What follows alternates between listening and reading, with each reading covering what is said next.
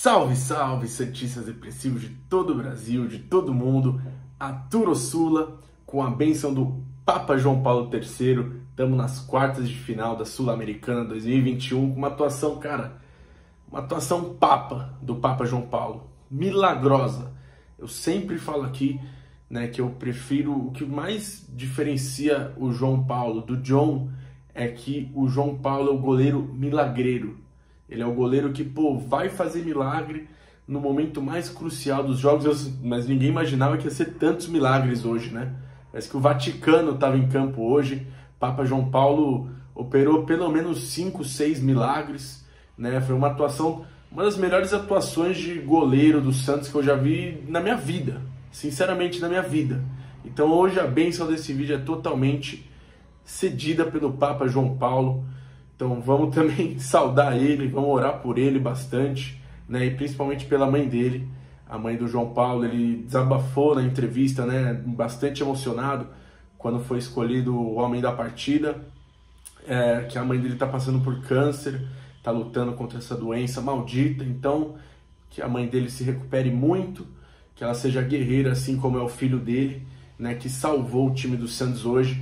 E a classificação do Santos hoje foi totalmente mediante a atuação dele. O jogo no fundo aqui é o Inter contra o Olímpia, né? Vou deixar esse jogo aqui de fundo mesmo. Estamos assistindo aqui depois da classificação do Peixão, que vai enfrentar o Libertad do Paraguai, treinado pelo ex-treinador do Olímpia também, né? O Daniel Garneiro. Depois a gente vai fazer um estudo sobre isso. Mas hoje, noite de Sula, noite de Copa, foi uma vitória inédita do Santos, uma classificação inédita.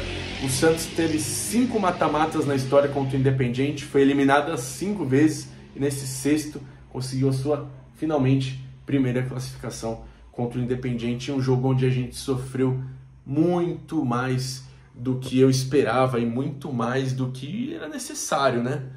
Pelo amor de Deus, Peixão, não vamos dar dessas, cara, não vamos dar dessas. Juro, se não fosse a noite inspiradíssima do João Paulo, a gente não classificaria. Simplesmente, a gente não classificaria.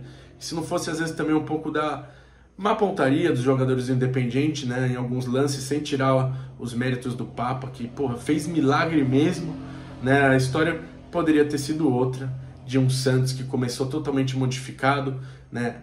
A principal foi finalmente o Madison no lugar do Pará e provou que tem que ser titular. Dentro da defesa, que hoje para mim não foi bem, o Madison foi o que se saiu melhor lá, conseguiu ajudar defensivamente e também puxar alguns contra-ataques, né? O Santos jogou muito no contra-ataque, principalmente porque se o Santos fizesse um gol, obrigaria o Independiente a fazer 3. Então a gente entrou focado em fazer gol, né? Vazar o Independiente. E o Santos começou bem no primeiro tempo, né? O jogo começou os primeiros minutos ligado, botando intensidade também, marcando pressão. Depois isso foi, mudando, foi virando ao contrário esse cenário. Independiente marcando pressão na saída de bola do Santos, começando a gostar mais do jogo. O Santos, tinha posse, mas não finalizava, não transformava em chances reais de gol. E aí começou o jogo a ficar cada vez mais difícil. E a gente precisando cada vez mais do Papa João Paulo. Ainda bem que ele estava lá à altura para corresponder e para operar os milagres, né? Defesa do Santos mal posicionada. Kaique, péssima atuação hoje. Luiz Felipe menos exigido, mas não foi bem também. Felipe Jonathan, até que em alguns lances ele chegou a ajudar defensivamente e às vezes puxar um contra-ataque ou outro, ou desafogar um pouco. Mas no mais, ele sofreu muito.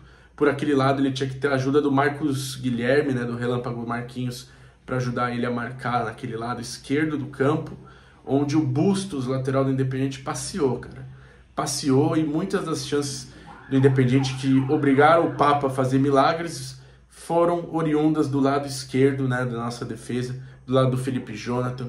Então a defesa do Santos tem que tomar muita atenção para os próximos jogos, porque o Papa é milagreiro, mas o que ele fez hoje foi um ponto fora da curva. Dificilmente uma atuação dessa vai se repetir tão cedo. A gente não pode contar com isso sempre. Mas dentre o jogo difícil, o Santos precisando de um contra-ataque, para de repente acertar e marcar um gol, e o contra-ataque veio. Marinho desarmou o jogador do Independiente, aí a bola que veio para o Sanches, ele deu uma enfiada, para o Caio Jorge por cima. né, um lançamentozinho. O zagueiro Insalhaldi fez cagada, né? Tentou ajeitar, ele ajeitou mais ainda para o Caio Jorge, né? Ele tentou tirar, não sei o que ele tentou fazer. E o Caio Jorge, gol de centroavante oportunista, bem posicionado no lugar certo, na hora certa, foi lá e abriu o placar para o Santos. Era o que a gente precisava. Um golzinho, obrigando eles a fazer 3, e um gol importante no momento importante, onde o Independente dominava o jogo, estava gostando bastante da partida. E o Santos, né? Um gol de contra-ataque, principalmente com o Madison veloz nos contra-ataques, mostrando, né, que realmente tem que ser titular desse time. O Santos fez o gol, mas aí depois, né, deu umas dormidas. Tanto que o Diniz, na hora de ir pro vestiário, ele falou, né, pro time no geral, pô, vai tomar no cu, caralho, tá dormindo, porra, daquele jeito dele, né, perninha mascaradinho, pra dar uma chacoalhada pro time. E parece que não surtiu muito efeito, porque no segundo tempo o jogo já começou, já voltou com o João Paulo fazendo mais defesas difíceis, mais milagres, falhas defensivas, apenas o Madison lá com menos dificuldade, tentando puxar um contra-ataque ou outro, né? O Marcos Guilherme tendo que ajudar bastante o Felipe Jonathan pelo lado esquerdo na marcação. E depois, né, de o Santos achar uma boa jogada, o Marinho ia sair cara a cara com o goleiro, o Insalhaldi fez falta e foi expulso pelo VAR, e aí a gente achou que a gente ia aproveitar muito a superioridade numérica, né? Mas não foi bem assim. O Independiente ainda tentava, pressionava, marcava a nossa saída de bola, e aí em um lance onde depois que o Zanocelo entrou, foi um bate-rebate na defesa, o Zanocelo tentou tirar a bola, ajeitando meio que de calcanhar para trás, e nisso já viu o jogador do Independiente chutando, descontando, né, para eles empatando. Um gol perigoso, porque ainda tinha bastante tempo, mesmo eles estando com um a menos, mas eles estavam com mais garra, mais vontade. O Santos teve poucos momentos de vontade e raça nesse jogo. Foi mais desligado mesmo, postando em contra-ataque total. E o que mais me deixou puto foi que quando tomou o gol, quase na sequência já quase tomou outro, né? Cara, eu ia ficar tão puto, porque eles tinham tempo até para fazer 3, 4. Eles iam gostar muito do jogo, né? Se eles fizessem o 2-1. O Santos depois, no segundo tempo, que tomou esse gol, acabou sofrendo um pouquinho mais. Depois, conforme o jogo ia terminando, não foi sofrendo tanto, foi administrando um pouco mais. Mas aí o Independiente voltou aí gostando do jogo, voltou a obrigar o João Paulo a fazer defesaças. Enquanto isso, o Santos, aproveitando pouco da superioridade numérica, conseguia chegar mais no ataque também, mas não conseguia matar o jogo. Então não conseguia de fato aproveitar incisivamente essa superioridade numérica, né? E aí foi ficando um jogo meio lá e cá, né? O Santos tentando matar de um lado, o Independiente tentando fazer o segundo virar do outro. Eles tentaram o último fôlego, depois tiveram outro jogador expulso, e mesmo o Santos com 2 a mais, também tomou pressão dos caras, meu. Também foi sufoco, também.